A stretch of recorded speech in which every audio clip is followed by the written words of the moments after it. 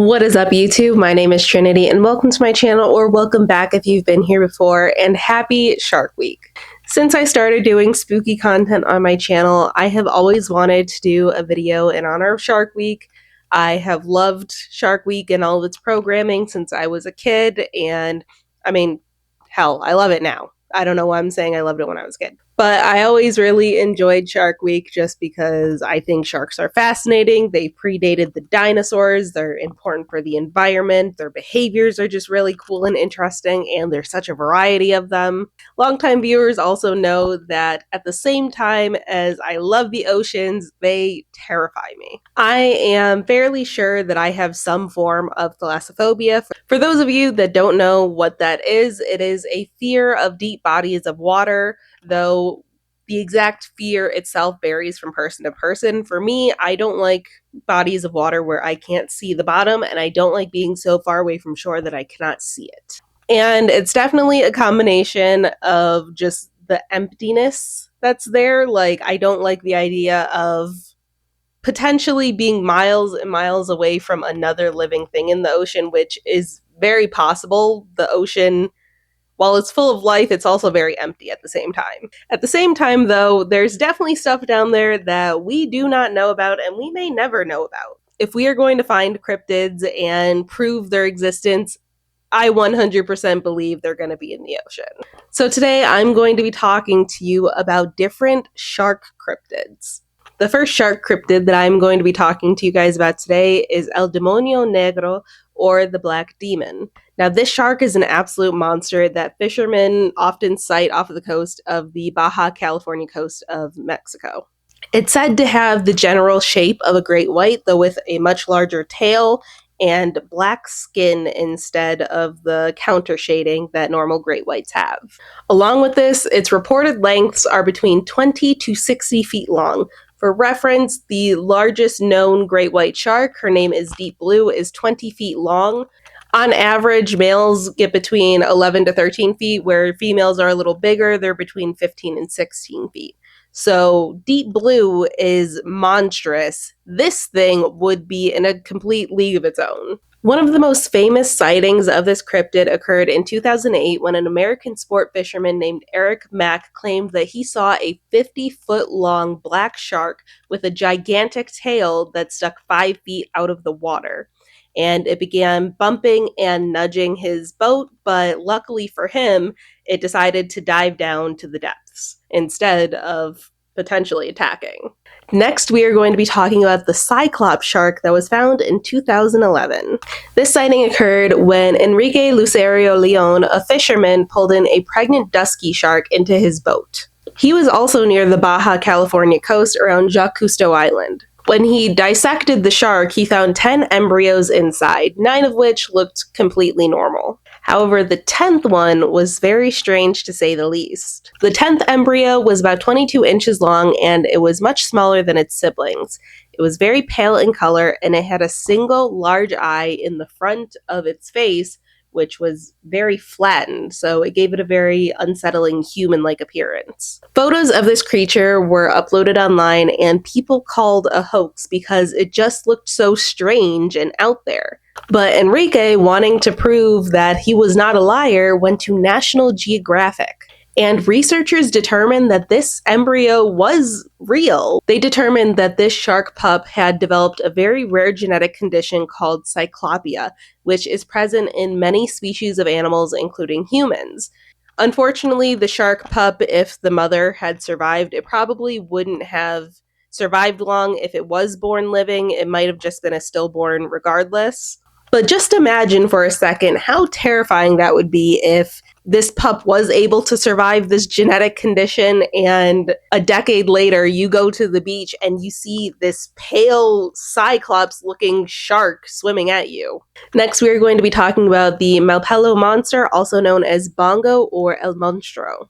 A 15-foot female shark that has been spotted and even apparently photographed in the eastern Pacific around Malpelo Island, about 285 miles off the coast of Colombia.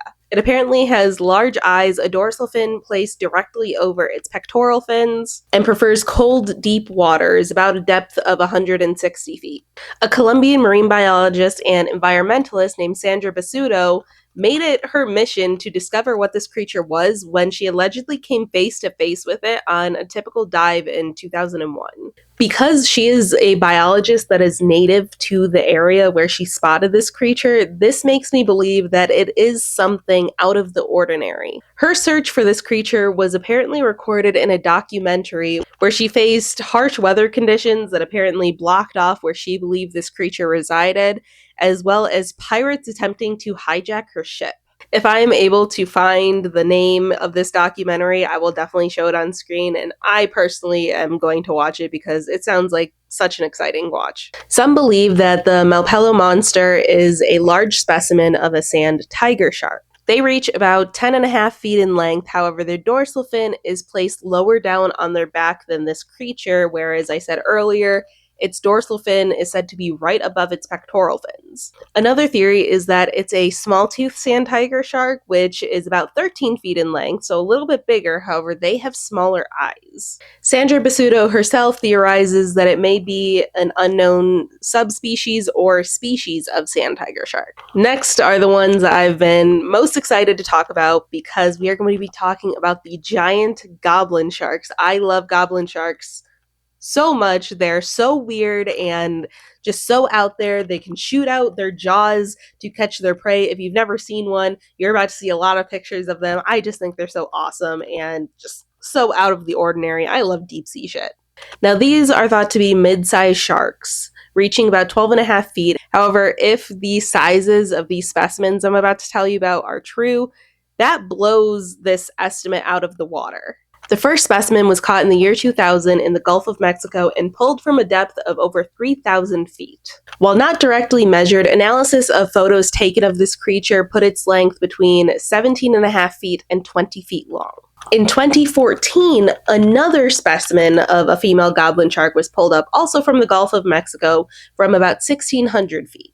Again, no direct measurements were ever officially recorded. However, analysis of these photos places between 15 feet and 21 feet. If these estimates are accurate, this suggests that at least female goblin sharks are able to reach lengths of basking sharks and great white sharks. Or alternatively, they could represent a subspecies or completely separate species of goblin shark. Or if you're the type of person that gets excited at the thought of prehistoric sharks still swimming in our waters, ancient relatives of modern-day goblin sharks dating back to the Cretaceous period have been known to reach about 25 feet. So while I'm not putting that theory out there, if some of you want to believe it, you are totally entitled to. I will just add in that this 25-foot measurement is speculative just because it's hard to get a read on how big extinct species of sharks are, because usually the only things that fossilize are their teeth and occasionally their vertebrae, since their skeleton is cartilaginous, but sometimes the vertebrae are a more dense form of cartilage, so they have a better time fossilizing.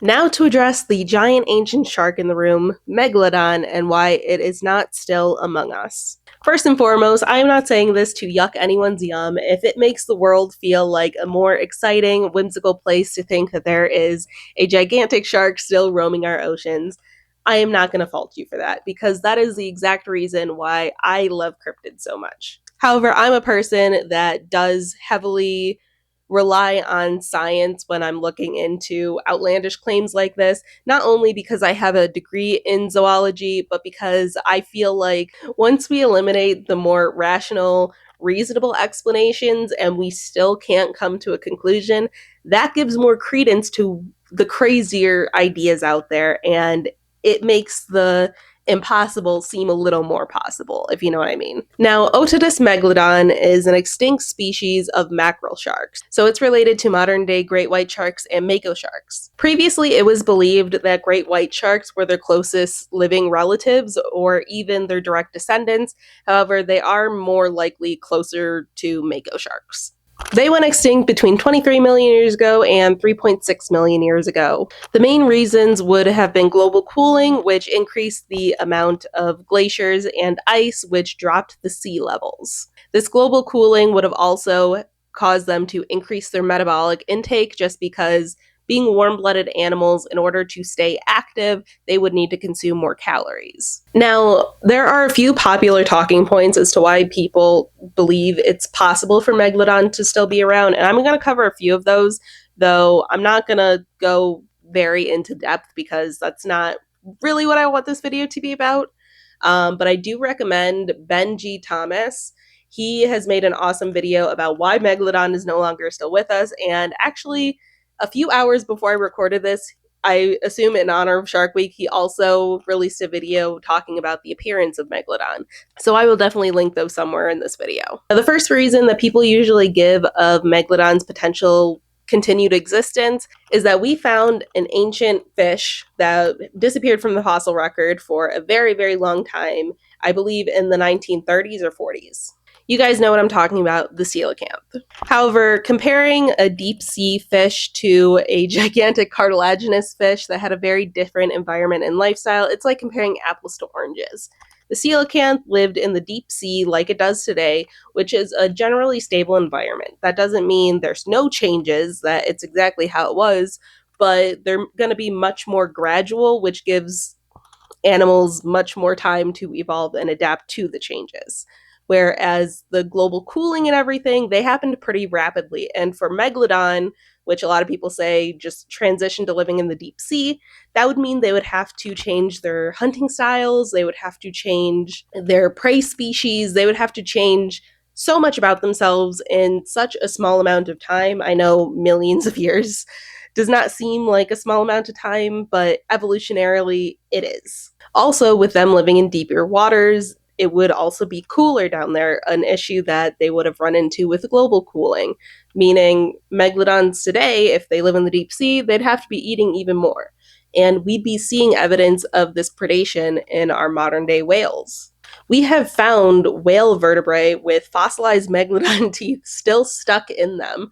So we would be seeing whales with gigantic bite marks still around. We'd be seeing whale carcasses with teeth this big embedded in them because modern day sharks lose their teeth like it's nothing.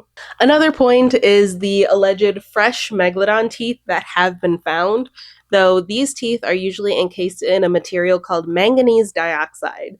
Now, I'm not a chemist or whatever other necessary criteria to understand everything, but this substance preserves the teeth very well. Most fossilized teeth we see are black in color, so you can obviously tell they're very old. These fossilized teeth, they're still fossilized, but they look like they could have just fallen out of a shark's mouth. And finally, modern day sightings of these creatures usually describe it as just a big great white shark, which is definitely not the case. Scientists think that megalodons probably had a shape closer to that of modern day lemon sharks because they had a different way of moving and hunting. So it'd be kind of like a case like the ropin, where people are seeing interpretations of a pterosaur that is way outdated. If they were really seeing a pterosaur, they would see all of the amazing details that we now know today that we had no idea about 50, 100 years ago. So again, I hope nobody is offended by this little tirade here. It's just something that I wanted to cover. Again, I have no problem as long as you're not spreading misinformation or anything. If you want to believe that Megalodon is still out there, I'm all for it. But thank you all so much for watching.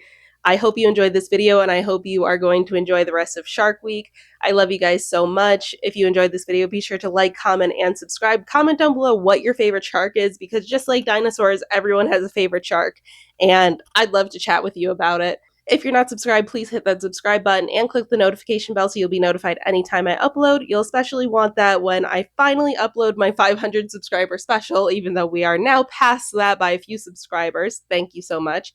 But it's still in the works, I promise. Thank you all so much for watching. I love you so much. Bye.